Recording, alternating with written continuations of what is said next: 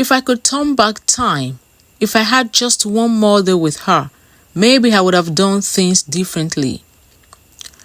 I was a mother, working hard in Dublin, Ireland. I thought I was doing the right thing until the day I lost my only daughter.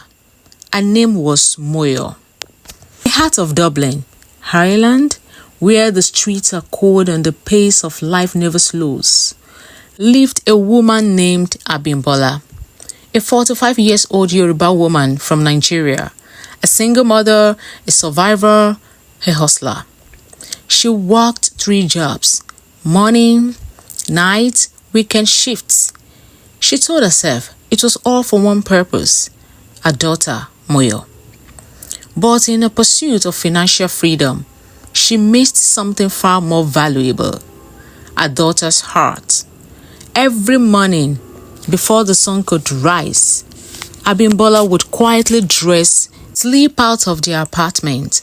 No breakfast shared, no morning hugs, no I love you to her daughter. Just a silent goodbye, swallowed by the cold Dublin air. And why Abimbola disappeared into the rhythm of work? Moyo, a 20-year-old daughter, woke up to silence. She would prepare for school with a heavy heart, alone, forgotten, and feeling invisible. She walked to school every day past parents hugging their children, kissing their foreheads, and whispering encouragement.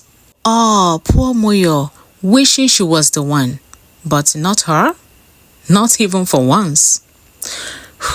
Moyo never said it aloud, but inside, she felt abandoned. At school, there was only one person who gave her attention, and that is Janet. Janet was flashy, loud, confident, and dangerous. She saw Moyo's loneliness and wrapped it up in companionship. But that companionship came with a price. Janet had a boyfriend, a man with bangs, a gold chain, and a lifestyle dipped in danger. She introduced Moyo to him, then to his friend. They were charming, dressed well, drove the right car, said the right things. And Moyo, poor Moyo, hungry for love, hungry for validation. She just wanted to be seen. She started misbehaving. Although she started small, skipping classes, sharing drinks, smoking behind the school with her uniform still on. And it grew. This habit grew, and Moyo became part of Janet's world.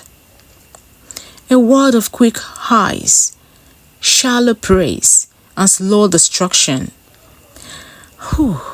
Then one day, Abimbola's old friend drove by the school, and what she saw made her blood run cold. Moyo, in full uniform, laughing, drinking, smoking. Oh, not the girl she knew. She didn't waste time. She went straight to Abimbola. When Abimbola heard, her world tilted.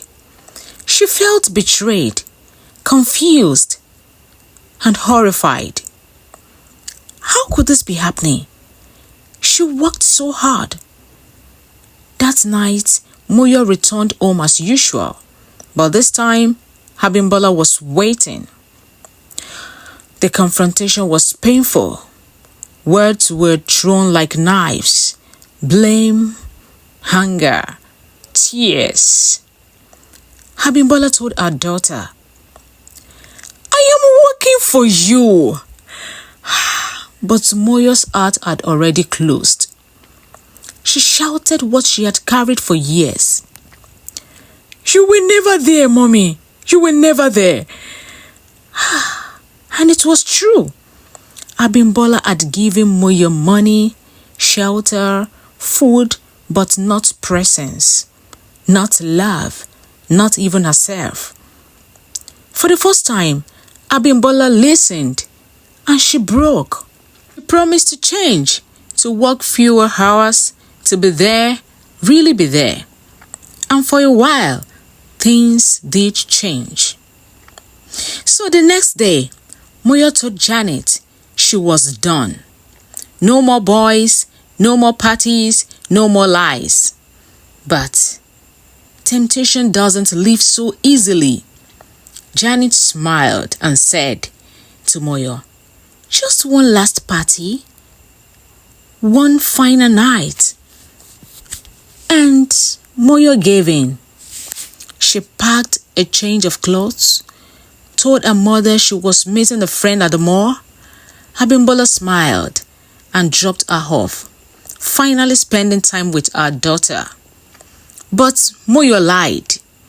She changed in the restroom, wore makeup, slipped into something short, and disappeared into the night. The party was wild. Loud music, flashing lights, drunken laughter. Moyo was back in that world, even if only for one night. But that night was different. Her boyfriend took her aside, kissed her, told her they should go somewhere quiet. She agreed. She drove through back streets, smiling. They were both joking and smiling. But Moyo noticed something strange. A car was following them. She told her boyfriend, but he brushed it off. It took a turn. The car turned too. Finally, they parked in a quiet dark park. And just as they began to kiss, the same car pulled up beside them. 3 men stepped out, faces twisted with rage. Of course, they weren't strangers. They were drug dealers. And her boyfriend was in debt. He had taken their product, sold it, and never paid. Moyo sat frozen, confused. But the men made it clear. This was payback. Then one of them raised a gun. Moyo screamed, "Somebody help!" As the trigger was pulled, she jumped. A loud shot rang out through the night, and everything stopped. She lay on the ground, bleeding, barely breathing. Boyfriend held her, begged her to stay, but Moyo was fading. Her final words were not for him. They were for her mother. "Tell my mom I love her. Tell her I'm sorry. Tell her I didn't mean to go this way." And just like that, she was gone. The cops came too late. The dealers vanished into the night and the boyfriend was arrested. Janet sits on her bed with her phone in hand, crying. On the TV behind her, a news report about Moyo's death is showing, and a mother's life changed forever. Poor Moyo is gone. Weeks later, Abimbola stood in a small church in front of a casket, far too small, surrounded by students, neighbors, and silence. She read a letter with trembling hands, words soaked in regret. "Oh, I didn't hug you enough. I didn't love you enough. But I will never stop telling your story." Janet watched the funeral from a distance. She cried, deleted numbers, and called her own mother. Change had come, but too late. The boyfriend, he sat in handcuffs, crying regretfully. He whispered to the officer, "She was the only person who ever made me feel normal."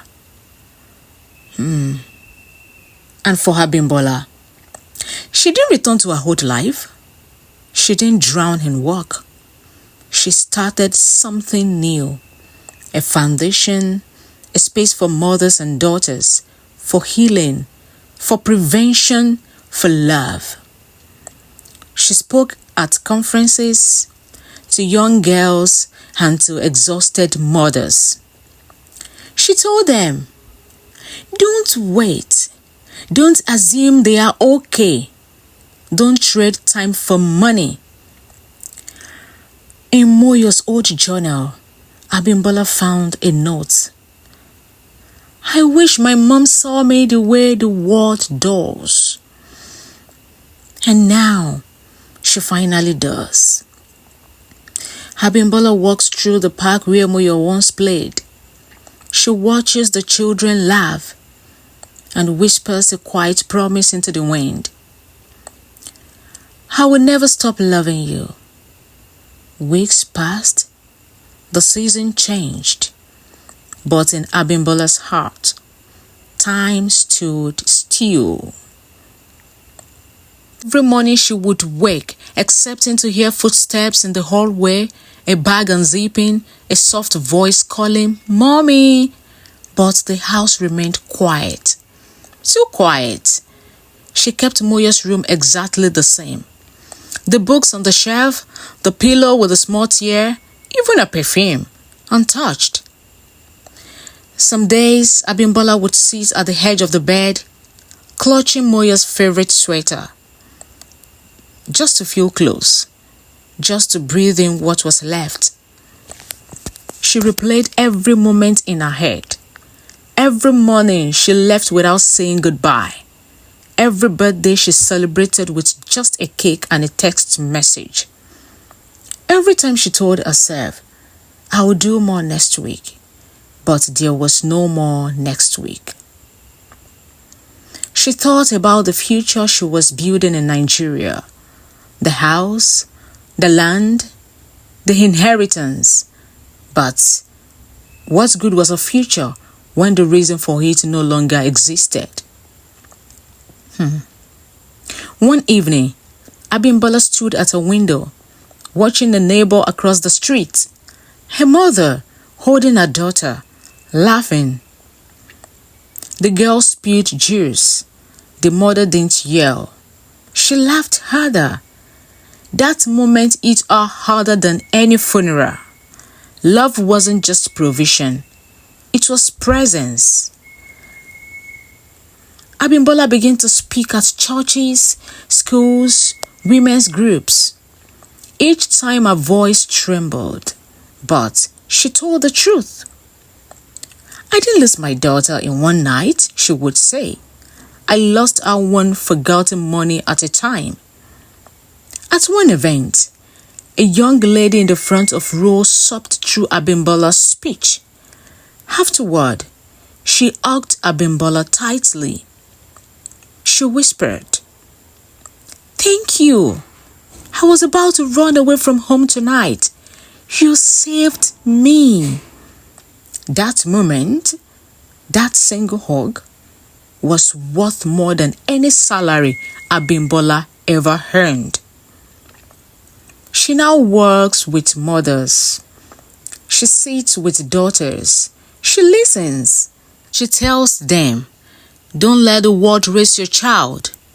Don't confuse sacrifice with absence. Don't wait for pain to make you present. Abimbola still whispers towards the sky, Moyo, I see you now. I see you in every girl who walks with her head down. I see you in every mother rushing out the door. And I promise, your story will save someone. If you're watching this, please, don't wait until it's too late. Don't think that money replaces time. Don't think silence means your child is okay. To every young girl, don't mistake loneliness for love. And to every mother, put your phone down. Miss a shift if you must, but don't miss your child's life. Oh, I feel so sorry for Abimbola. If this story touched your heart, please subscribe to our channel for more powerful real life lessons. Like this video to show your support and share it. You never know who you might save. Let's keep telling stories that heal, inspire, and open hearts. Thank you for listening.